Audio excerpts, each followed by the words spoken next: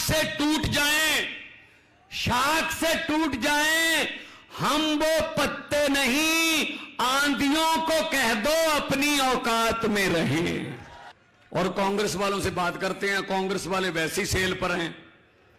कांग्रेस देश में अब चेंज नहीं है, कांग्रेस एक्सचेंज है। शिक्षा जो है, उच्च शिक्षा और वर्ल्ड क्लास की शिक्षा सबको मिलनी चाहिए। देश में सबका हक है पढ़ने का, पढ़ के उड़ारी मारे, खुला आसमान है उड़ने के लिए।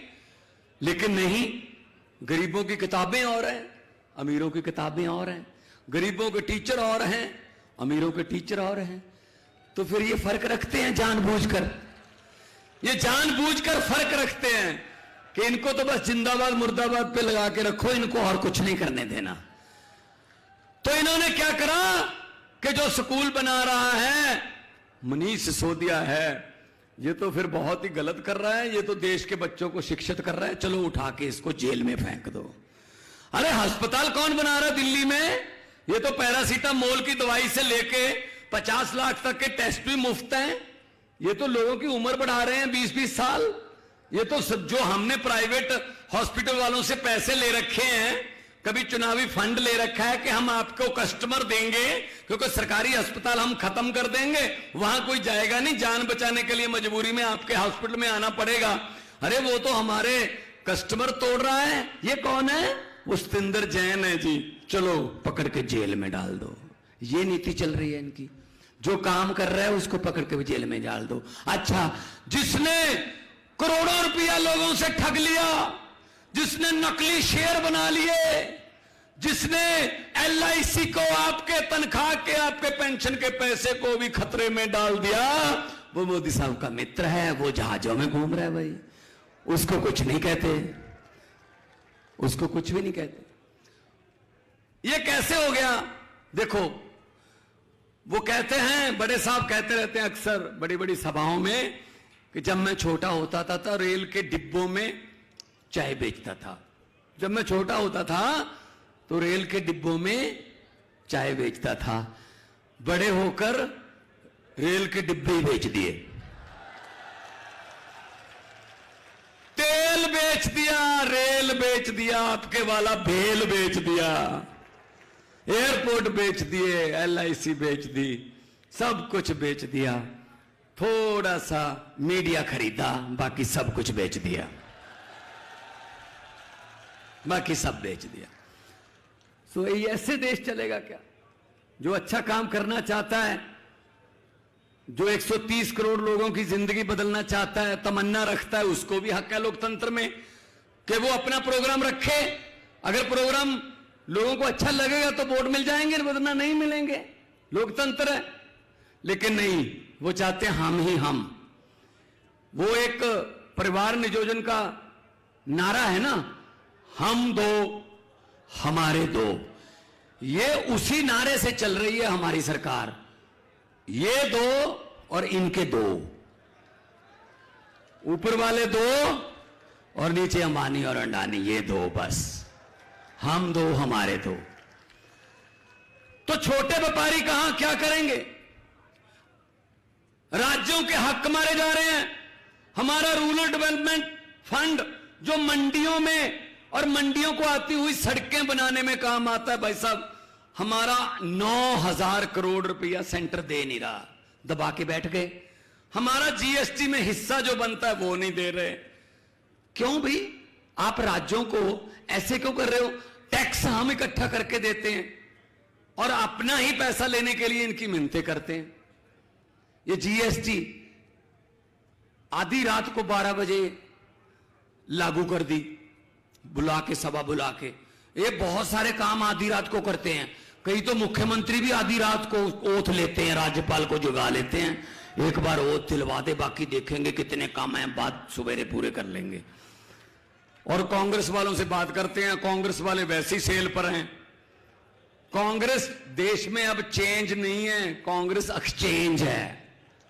कांग्रेस को तो अपने हेड ऑफिस पे, बोर्ड पे लिख देना चाहिए, यहां पर लोगों द्वारा चुने गए विधायक सस्ते रेटों पर बिकते हैं। तो GST लागू कर दिया आधी रात को। जीएसटी क्या है, यहां छोटे दुकानदार भी बैठे होंगे।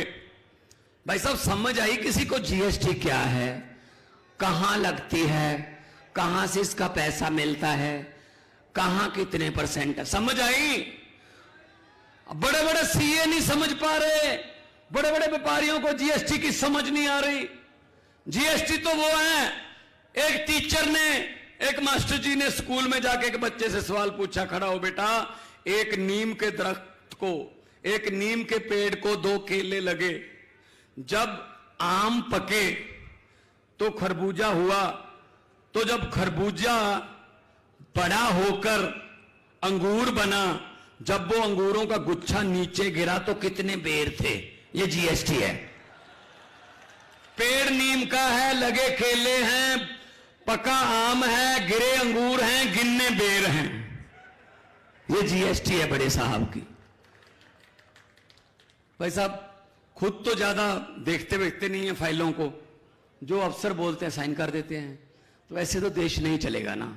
कितने फैसले ऐसे हो गए जो देश ने भुगते। नोटबंदी, अब खुद को तो पता नहीं इससे क्या हो जाएगा, अफसरों ने आके बता दिया सर साइन कर दो, इससे आतंकवाद कम हो जाएगा, इससे रिश्वतखोरी कम हो जाएगी। क्या नोट बदलने के बाद रिश्वतखोरी कम हुई? पहले 100-100 के और 500-500 के नोट थे।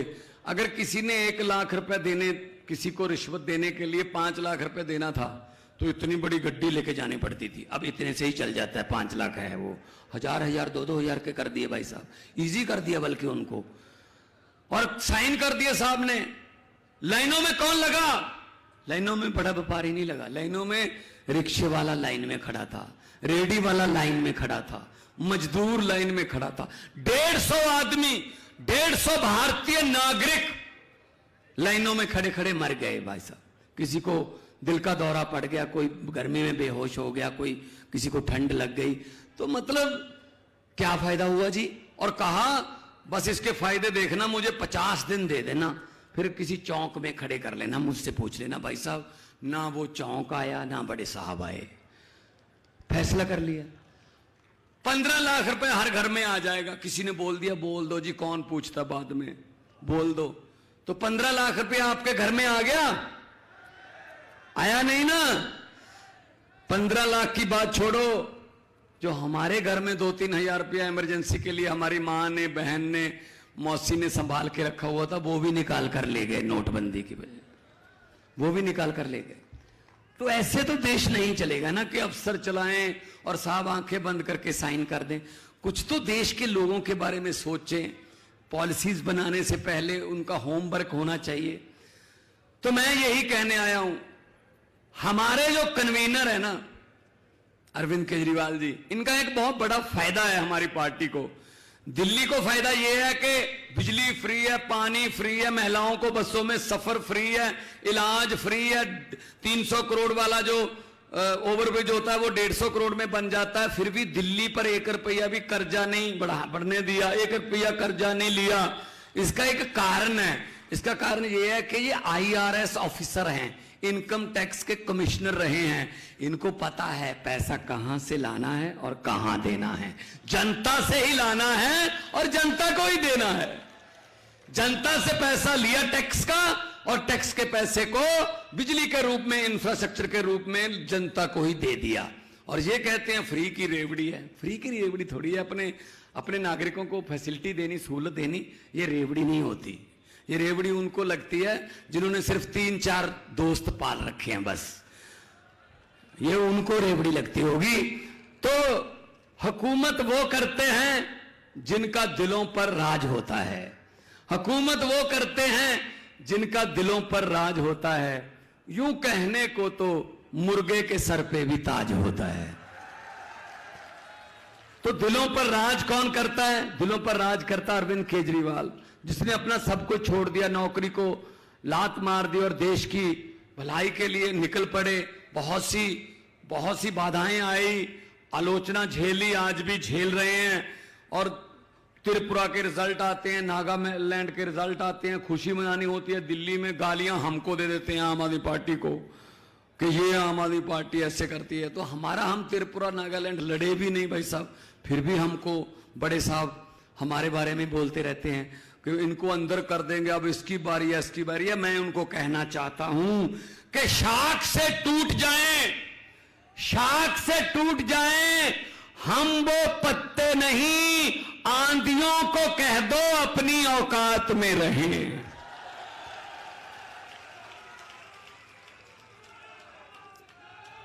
तो हम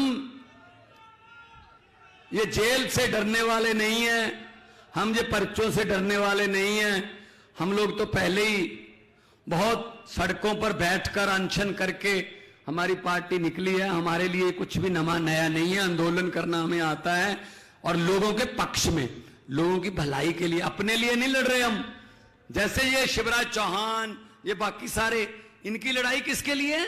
सीएम बनने के लिए, कुर्सी के लिए, आपके लिए नहीं है। हमारी लड़ाई आपके लिए, आपके लिए लड़ेंगे और आपके लिए हम लड़ेंगे। लेकिन हम काफी नहीं है, हमारी औकात नहीं है।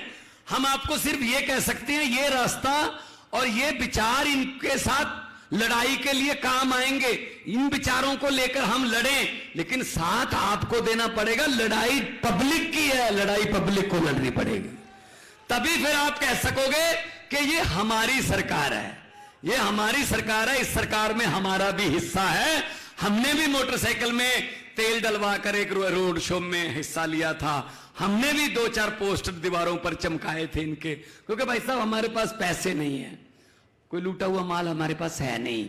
इनके पास तो बहुत लूटा हुआ माल है, हमारे पास पैसे नहीं है, हमारे पास कोई, हम नशा वशा नहीं बांटते, हम कोई वोट नहीं खरीदते, हम तो प्यार से बात करते हैं, हम तो स्कूलों की बात करते हैं, हम तो अस्पतालों की, बिजली की, इंफ्रास्ट्रक्चर की बात करते हैं।